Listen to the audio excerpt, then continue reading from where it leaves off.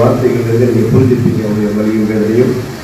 இளம் சாதனையாளர் என்ற ஒரு விருதை அறிவித்திருந்தோம். அந்த விருதிற்காக ஒரு சிலரை நாம் தேர்ந்தெடுத்திருக்கிறோம். சிறு வயதில் இன்னைக்கு குழந்தைங்க அடிமையாக இருக்கிறது போனுக்கும் டிவிக்கும் கேம்ஸுக்கு அடிமையாக இருக்கக்கூடிய இந்த சூழலில் தன்னுடைய இளமை பருவத்தை கண்டுபிடிப்புகளுக்காக இன்வென்ஷன்ஸ்க்காக தன்னுடைய சிறு வயதிலிருந்தே கண்டுபிடிப்பை நோக்கி செல்லக்கூடிய ஒரு சகோதரரை கண்டறிந்திருக்கிறோம்.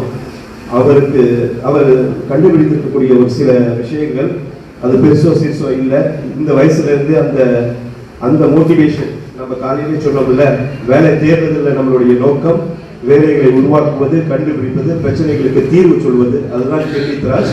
அதே போல அதே வரிசையில் ஒரு இளம் விஞ்ஞானி, இளம் சாதனையாளர் சகோதரர் ருஃபியான் அவர்கள் தானாக தீயை அணைக்கும் கருவி,